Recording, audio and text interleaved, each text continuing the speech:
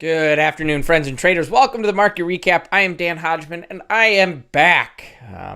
Supposed to be back yesterday, unfortunately. Had some family hit by the tornadoes here in the Midwest yesterday, so I spent all day chopping up some trees and clearing brush and cleaning up big messes that the family had happen to them. But thankfully, everyone is okay. No, nothing major, just some material damages, not a big deal. Hope you guys are all having a great week so far. I know we're halfway through it, and today's pretty wild. S&P's falls just shy of that record high. Pretty spectacular seeing where that thing's gone, especially all things considered right now. We're in the middle of a national pandemic, international, worldwide pandemic. We have massive unrest with U.S. and China conversations. We get notified today from the Speaker of the House that we are miles apart on some sort of stimulus package. Yet, here we are. S&P's stocks, Nasdaq best day since July 20th.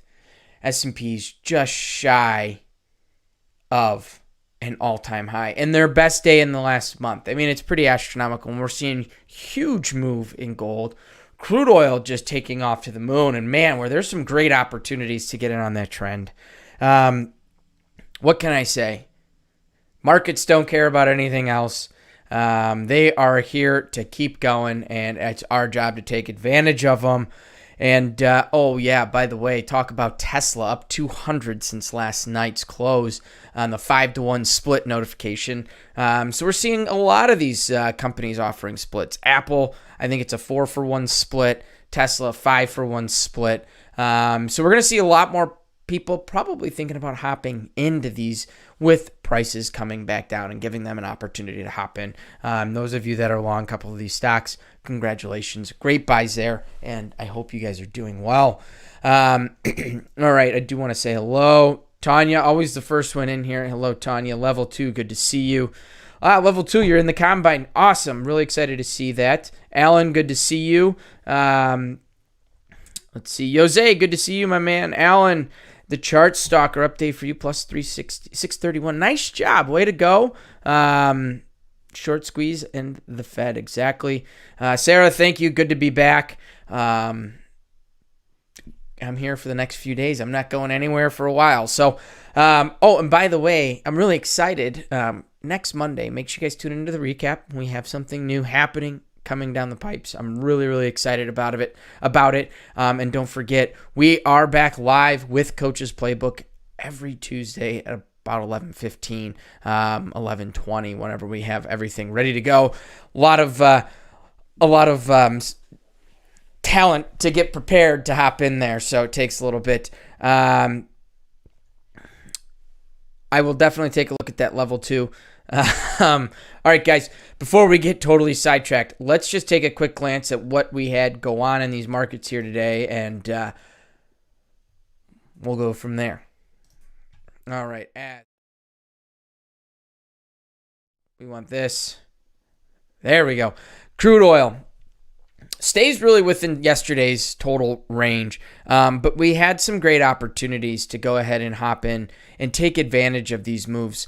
First off, settlement price. Let's not forget 41.61. So we're way down here on settlement. So seeing this market come all the way back there, maybe not the greatest opportunity, but we had some opportunities to get in, and what I loved was yesterday's point of control. Such a pivotal point for us to be paying attention to. Market finally broke through there right before the open, but as soon as we opened up, came right back to point of control, gave us that chance for a cheap trade. Worked its way higher. Where did it get? All the way up to basically yesterday's swing high. But we came up to a high volume node from yesterday in the first move. Market resisted it right there. Sent it right back down to that point of control. Gave us another chance to get in on this market and run it right up once again to those high volume nodes. Yes, we got pretty darn close to that swing high from yesterday. But it's paying attention to these high volume nodes. If we were to open this thing up and utilize some of that time frame, notice how our point of control comes right to where this market moved. Yes, I know we talk a lot about using regular trading hours, but when we have such high volume, it's important to take a look at that and get an idea of how that market's react around that price, and that would be yesterday's point of control if we were to utilize it. So things to be paying attention to and thinking about as we go forward. I'm running regular trading hour profiles, and then I also am paying attention to the overall larger profiles. Sometimes I'll even extend them over a week or 2 weeks if we start to go range bound. Next, let's go ahead and look at the S&P 500, which, man, oh man, came so darn close, but couldn't get up there. Sellers came in here at the end of the day, kind of pushed it down, but man, heck of a move. Settlement price all the way down here at 33.30, and there was no looking back. This market opened up, got inside yesterday's value area, traded within there really nicely, gave some opportunities.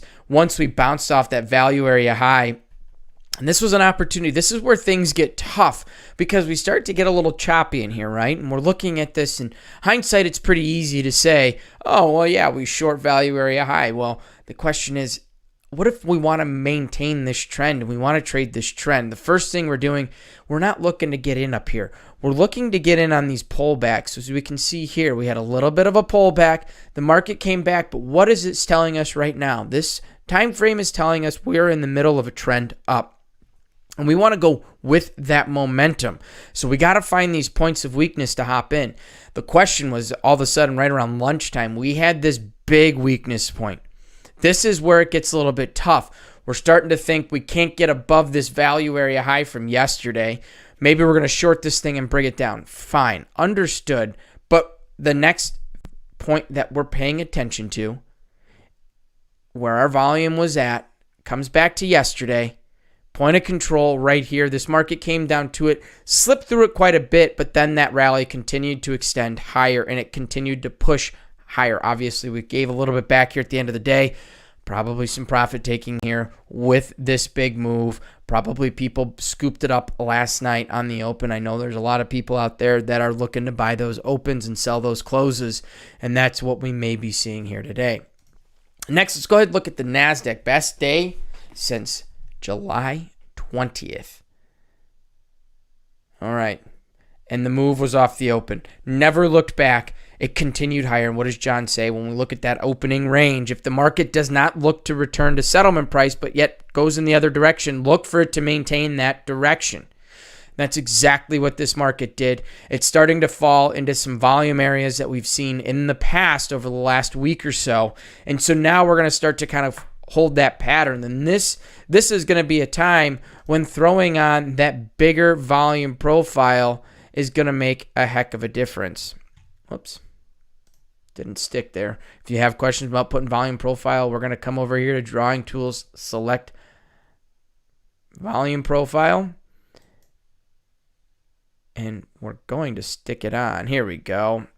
So if we open it up to this entire range, we get a better idea of where this overall volume's traded, and we start to notice point of control right where we're trading at this moment. This market reacted around it quite a bit. And so that's when I say we want to open up these volume profiles, get a little better idea of what's going on overall to give us an idea of where the volume's traded.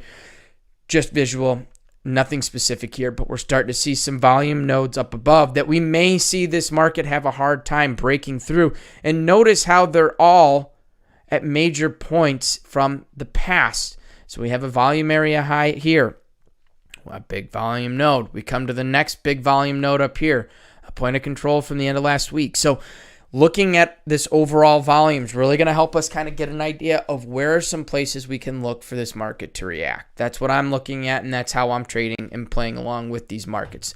Next, let's go ahead and look at the gold. Volatile day here with the gold. Big move off the open last night. It stopped right at yesterday's point of control, really never went above. We saw a big rally in equities.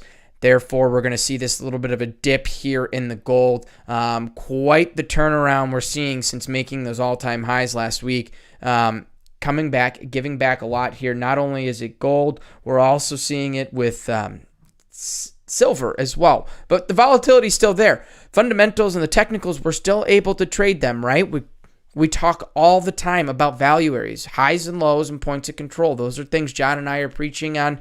Probably sound like a broken record because the market's so reactive around them. We can also talk about settlement price. Remember, yesterday's settlement price was right here at 1946. So it's quite interesting. This market reacted right around it, never really accepted much above it. Therefore, as soon as the market got below yesterday's point of control, below yesterday's settlement price, there was our opportunity to run this thing down here towards the end of the day. Next, let's go ahead and look at the euro. Pretty tight day if we missed that initial move off the open. Obviously, John was talking about this. And from here, remember, settlement price is 117.54. Settlement price down here. This market never made that attempt to really come back. It held above, yesterday's value area. So we're determining ranges here, right? That's what we want to be thinking about. This market was in a trend up. It never continued to extend that trend. How do we recognize that? Well, again, hindsight makes it a little bit easier, but when I'm looking at this market right now, the first thing I'm thinking is, where have I found constant points of this market getting rejected? And that rejection is basically where our point of control is here today, right here at 118.03, right? So we find constant rejection here. This over time, this market's had a hard time getting above there. So what are we thinking? Well, as we approach specific levels, which is what we're supposed to be doing as traders, getting an idea of where this market can go and how it's going to react around those areas, as we start to approach these levels, the biggest question is, what's my risk to get in this trade? That's something I've been talking about a lot. Set that bias aside. Trade what the market's telling you how to trade it, right? So when we look at this and we say, look, where's my risk if I decide to go long and take advantage of this overnight trend that we've seen? Well, it's kind of hard if we're long, because then we don't have too much. We're giving ourselves quite a bit of room down here to look for that stop. But if we go short, we can keep those stops relatively tight, because you know what? We're looking right up here, right where we were just talking, as that point of inflection. All right, lastly, let's go ahead and look at the yen and then get on out of these charts and enjoy our afternoon. Yen, relatively quiet, big move off the open. Could not find the buyers. Fell within a nice range here today. Kind of stayed between value area high right here at 93.65 and value area low right down here at 93, we'll call it 52, and stayed relatively tight. So those are our markets here today. I hope you guys have all had a good time. Oh, man, we got some comments. Sorry if I've missed these. Let's take a quick glance. KJ just hit target and combine combine step 2, waiting for an email from Top Step. Outstanding, KJ. Congratulations. You should be getting that email here. Now that markets have closed up, trade reports will process, and that email will be sent out to you. Congratulations. Really excited for you. And then, yes, level 2, 3380 was definitely stacked. All right, guys. It's only Wednesday. We still have a few more days ahead of us. A lot of opportunities still to happen. Continue to keep in mind there is talks with the stimulus checks that are going out, or package, that they're going through everything there. So we got to keep an eye on that. I know I was being sarcastic earlier when I say all this stuff's happening and the markets don't really care. They do care. Truthfully, they do care, and we have to pay attention to that one. So keep an eye on what's going on there, because it has a major effect on these markets. We talked about Tesla. Tesla's up $200 from yesterday's close, up by $15.50, $15.70, in that range. That's getting that 5-to-1 split. VIX is down. VIX, just for a double check here, VIX is down at 22. So we are seeing that continue to trend lower, which is nice to see. That means we're kind of maybe getting back to normal, but we all know how quickly that thing can change, right? Go back to February, go back to March. Things change drastically. We got that going on. And in other words, in the other news, there's a couple questions still going on now around what's going on with these coronavirus and the numbers coming coming out and the data there. So I'm going to do a little more research into that, and maybe I'll have a better idea, and we can talk about that some more tomorrow. Level 2, thank you. When I shave the beard, I guess I look a little bit younger. Yes, I've been Tanya. I am been getting my hair cut regularly now. It's back to normal lengths. Feeling good about that. And I'm in Wisconsin. We opened up a while back, and life's fairly normal here. I think they just added a mask law not too long ago, maybe last week or the week before. Other than that, we're pretty much wide open up here. And fortunately, I'm staying safe, washing my hands, maintaining some social distancing, and just enjoying a little bit of summer sun. On that note, guys, before I forget, this date in history, we've got some cool ones, and the first one relates to Chicago. On this day, August 12th, 1990, the largest Tyrannosaurus Rex was found, better known as Sue the T-Rex, who has been in the Field Museum in Chicago since 2000. So if you've been to the Field Museum in Chicago, you've seen Sue. She is world famous, and she was found on this day in 1990.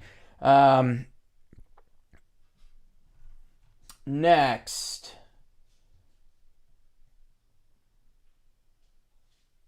(1973). I'm a big golf fan. I play a lot of golf. I watch a lot of golf.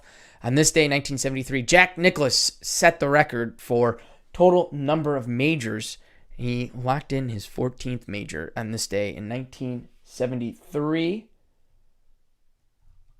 And I think, the last one here.